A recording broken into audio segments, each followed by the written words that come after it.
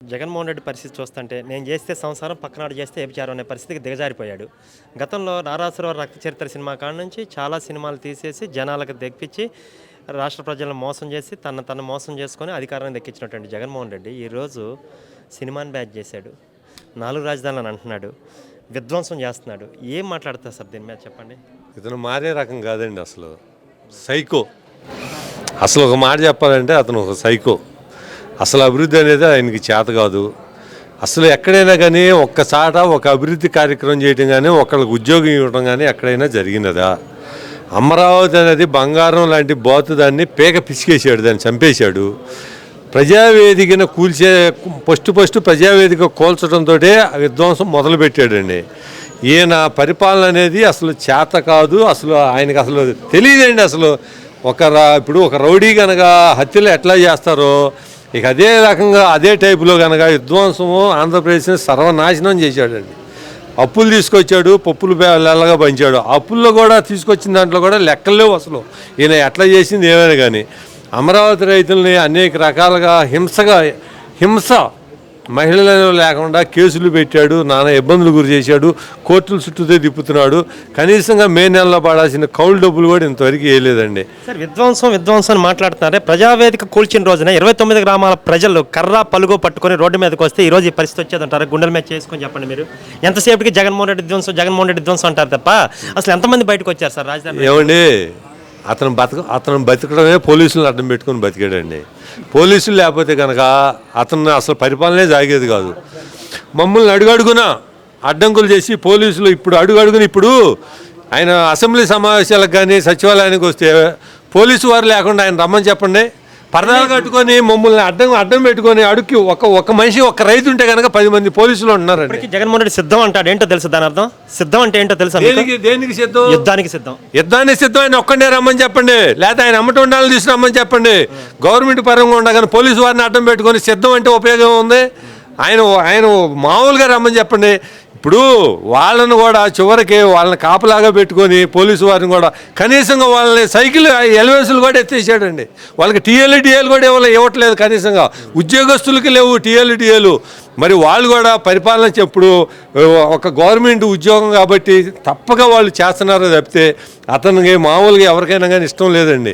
ఒక ఉద్యోగి అయినా కానీ టీఏలు కానీ డిఏలు కానీ సరిగా 1వ తారీఖు ఉద్యోగంలో డబ్బులు పడుతున్నాయి. అందరికీ తెలిసినటువంటి అమరావతి ఉద్యమం ప్రపంచానికి తెలిసి అమరావతి రైతులు అన్యాయం అయిపోయారని. కానీ ఈ రోజు కూడా అక్కడ 20,000 30,000 ఏదో నడుస్తుంది. వాళ్ళకి కొద్ది గొప్ప రేట్ల పరంగా అయితే పక్కన పెడితే ఈరోజు అందరికంటే దారుణంగా అన్యాయం అయిపోయిన వాళ్ళు పోలవరం వాళ్ళ గురించి ఎవరు మాట్లాడలేదు సార్. రీహాబిలిటేషన్ అని చెప్పేసి పోలవరం వాళ్ళు భూములు ఇస్తే నిర్వాసితులకి కొన్ని 10 గ్రామాలకి ఇంతవరకు నిర్వాసితులు కూడా ఇవ్వలేదు సార్. వాళ్ళని మోసం చేశాడు కదండి బాబు గారు. కొంత ఇస్తానంటే నష్టపరిహారము అది చాలు, నేను ఎక్కిస్తానని చెప్పి వాళ్ళ చేత ఓట్లు వేయించుకున్నాడుగా. అమరావతి రైతుల చేత కూడా ఓట్లు వేయించుకున్నాడుగా. ఎస్సీలో వాళ్ళే ఎమ్మెల్యేనే గెలిపించుకున్నాడుగా. వాళ్ళకి 2,500 పింఛన్ అయితే నీకు 5,000 ఇస్తానని చెప్పి వాళ్ళకి చెప్పాడు. రైతులకు 1,250 గజాలు ఇస్తేనేమో 1,500 గజాలు ఇస్తానన్నాడు. కనీసంగా వాళ్ళకి పెంచడం కాపాడడం కాదు, ఇప్పుడు అసలు రైతులు మోసం చేశాడు. వాళ్ళని రిజిస్ట్రేషన్ చేయట్లేదు. అసలు రైతులను ఎన్ని రకాల ఇబ్బందులు గురి చేయాలంటే అన్ని రకాలు చేస్తున్నారండి.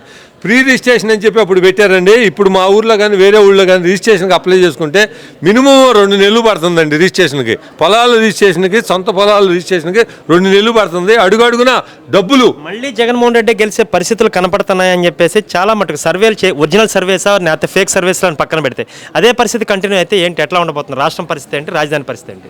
ఏమంటే ఈసారి కనుక జగన్మోహన్ రెడ్డి గెలవటం అంటే తూర్పును ఉదయించే సూర్యుడు పరమను ఉదయించాలండి. ఇక నా లెక్క ప్రకారంగా అటు ఉదయిస్తేనే ఆయన గెలవటం. అది ఆయన ఏదో కాన్ఫిడెన్స్గా ఉన్నాడు కానీ గెలవటం అనేది చాలా కాన్ఫిడెన్స్గా ఉన్నారండి. 175 అని మాట్లాడుతున్నాడు. అంటే తెలియనితనమా లేకపోతే 175 అని చెప్పి జనాలని వెర్యాలను చేయడం తప్పితే వేరే ఏం లేదండి. ఎవరిని సంతోషపెట్టాడు, ఎవరు తృప్తిగా ఉండారో, ఒక ఉద్యోగస్తులు కానీ రైతులు కానీ ఒక మంచి అందరూ పనిచేసేవాళ్ళు కానీ ఎవరు పలానా వాళ్ళు సంతోషంగా ఉండారో ఆయన పలానా వాళ్ళకి ఇట్లా వచ్చిందని చెప్పి ఒక్కరు చెప్పండి. ఆయన ఇప్పుడు జగన్మోహన్ రెడ్డి వల్ల లాభపడతాం కానీ ఉద్యోగాలు కానీ విద్య వైద్యం కానీ ఏదైనా కానీ ఎక్కడ ఉందండి? ఇప్పుడు ఆరోగ్యశ్రీ అని చెప్పి వాళ్ళ నాన్నగారు ఏమైపోయినాయండి? ఇన్ని లక్షల కోట్ల సంక్షేమ పథకాలు ఖర్చు పెట్టిన డబ్బంతా ఏమైపోయినట్టు? అసలు ఆ లెక్కేదండి. అప్పు తీసుకొచ్చిందేమో 10 లక్షల కోట్ల రూపాయలు అయింది, జనాలు పంచింది 2 లక్షలు, మిగిలిన 8 లక్షల కోట్లు ఏమవుతున్నాయి? రాష్ట్రం నుంచి వచ్చే ఆదాయం ఏమైపోయింది? మరి కరెంట్ ఏమో బాబు గారు దానికంటే కూడా 4 సార్లు 5 సార్లు కరెంటు బిల్లులు పెంచాడు, బొచ్చార్జీలు పెంచాడు. సంక్షేమ పథకాలు బాబు గారు ఇచ్చిన దాంట్లో పావలో ఉంది కూడా ఇవ్వలేదండి. బాబు గారు ఇచ్చింది అసలు ఉదాహరణకు చెప్తున్నానండి. ఈ చంద్రన్న బీమా అనేవాళ్ళు ఎవరైనా చనిపోతే 50 సంవత్సరాల లోపాలకి 4 లక్షల రూపాయలు మా చేతుల మీదుగా మేము ఇచ్చామండి. ఇప్పుడు పండగ వచ్చినా కానీ ఏదైనా పప్పు బేలాలు కానీ వాళ్ళకి ఇవ్వటానికి ఏమీ లేదు. ఇల్లు కట్టుకోవడానికి ఎంతమందికి ఇల్లు కట్టించాడండి వాళ్ళకి. విదేశీ విద్య అనే వాళ్ళకి ఎంతమందికి ఇచ్చారండి. మామూలుగా ఎవరికైనా జబ్బు చేస్తే కనుక మేము బిల్లులు పెడితే కనుక సీఎం నిధి కింద కొన్ని కోట్ల రూపాయలు ఎందుకని ఇవన్నీ ఓకే సార్, జగన్మోహన్ రెడ్డి వదిలేసేయండి, చంద్రబాబు నాయుడు చాలా పరిపాలన చేశాడు, చాలా అందంగా కట్టాడు, చాలా సూపర్గా చేశాడు. కానీ చెప్పుకుంది ఏంటండి? అమరావతిని కమరావతి అంటే చెప్పుకోలేకపోతే అయినా గత వదిలేసండి. కానీ 4 సంవత్సరాలు 9 నెలలు అయినా జగన్మోహన్ రెడ్డి ఇంకా మారకపోవడాన్ని ఎలా చూడొచ్చు అంటారు? ఆయన మారడండి. ఆయన మారే మనిషి అయితే కనుక సొంత బాబాయిని చంపుకోడండి. అసలు చెప్పాలంటే అతను మారడు. తల్లిని చెల్లిని దూరం చేసుకోడు, కుటుంబాలను మొత్తాన్ని దూరం చేసుకోడు. అతను అలా ఏం లేదండి, దాచుకోవటం దోచుకోవటం అంత తప్పితే వేరే ఏం లేదు. వైను ఆయన రూపాయి ఏదో ఆయనకు వచ్చే లాభం ఏందో ఎక్కడికి ఎంత ఈ రోజుకి అనేది తప్పితే ప్రజల బాగుబోగులు అనే ఆలోచన అనేది ఆయనకి లేదు. మాట్లాడితే కేసులు, భయపెడతాలు, ఐఏఎస్ ఆఫీసర్లని ఐపీఎస్ ఆఫీసర్లని తన గుప్పిట్లో పెట్టుకొని ప్రజల్ని భయపెడుతున్నాడండి. అంత తప్పితే వేరే రకంగా ఏం లేదు. ఈయన పరిపాలన అనేది చేత కాదు, చేయలేడు. నెక్స్ట్ బాబు గారే వస్తాడు, మన ఆంధ్రప్రదేశ్ అభివృద్ధి చెందిద్ది. థ్యాంక్ యూ, ధన్యవాదాలు. మనతో పాటు కొంతమంది సీనియర్ నాయకులు ఉన్నారు. యాక్టివిస్ట్ అనొచ్చు, లేకపోతే సమాజ శ్రేయస్ కోరేసి మేధావుల ఫోరం తరపున ఎంతో వర్కులు చేస్తూ ఉన్నారు. సార్ నమస్కారం. సార్ నమస్తే అండి. ప్రజల్లో చైతన్యం రావాల్సిన అవసరం ఉందంటారా? లేకపోతే మాకు ఏదో కులాలు మతాలుగా మేము విడిపోయాము, మేము కొట్టు చేస్తాము, మాకు ఎవడొచ్చినా పర్వాలేదు, మాకు అభివృద్ధితో సంబంధం లేదనుకునే ప్రస్తుత సమాజంలో అప్పటికి గత రాజకీయాలకి ఇప్పటికి మీరు చూసిన కంపారిజన్ ఏంటి? అసలు మీరు ఏం చెప్పదలుచుకున్నారు? చాలా తేడా ఉందండి అప్పటికి ఇప్పటికేను. నేను మెయిన్గా 40% వరకు 20 నుంచి 40% ఓట్లు వేయట్లేదండి. వాళ్ళందరి చేత ఓట్లు వేయించి నీతివంతులను ఎన్నుకోవాలనేది మా కోరిక. దానికోసం ముఖ్యంగా యువత, ఓల్డ్ పీపుల్ చాలామంది రావట్లేదు ఓటింగ్ వేయడానికి. వాళ్ళని తీసుకురావడం కోసమని ఎన్నికలంటే ఎందుకు, ఏం చేయాలి, ఎటువంటి వాళ్ళని ఎన్నుకోవాలనగానే ఏ పార్టీ గురించి మాట్లాడలేదు. నీతివంతులను ఎన్నుకోవాలనేది మా ఉద్దేశం అండి. సార్ పుస్తకం కూడా కొంత ఒక ప్రింట్ చేయించారు. ఏంటి మీకు అన్న క్యూరియాసిటీ ఏంటో? ఏదో పుస్తకం కూడా మీరు రాసి కొంతగా ప్రింట్ చేయించినట్టున్నారు, కొన్ని పుస్తకాలు కూడా. ఏంటి దాని గురించి కొంచెం చెప్తారా? అంటే నేను ఎక్కువగా ఎడ్యుకేషన్ సంబంధించినవి చేశానండి. ఎడ్యుకేషన్లో ఏంటంటే సరిగ్గా ఇటువంటి పుస్తకాలు అంటే కొద్దిగా టీచర్స్కి, తల్లిదండ్రులకి ఉపయోగపడతాయని అటువంటి పుస్తకాలు ప్రింట్ చేసామన్నమాట.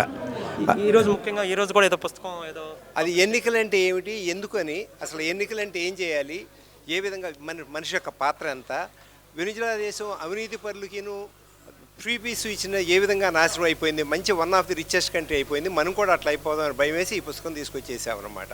మంచి వాళ్ళని ఎన్నుకోవాలి, దేశం బాగుపడాలి అని. చాలామంది అనుకుంటారు మనకేంటిలే, మనమే ఎఫెక్ట్ కాలేదనుకుంటారు.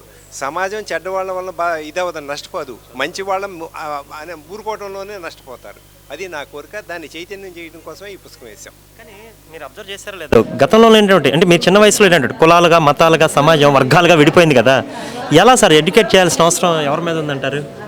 అది రాజకీయ నాయకులు చేస్తున్నారండి. మనుషులు అంత ఎక్కువ ఉందని నేను అనుకోను. రాజకీయ నాయకులు ఎక్కువగా పబ్లిసిటీ చేసి దాన్ని చేస్తున్నారు, కానీ అదర్వైజ్ మనుషుల్లో ఆ టైప్ ఇప్పుడు కూడా కొంత ఉండొచ్చు, కానీ ఎక్కువ మాత్రం లేదండి. అది నా ఉద్దేశంలో.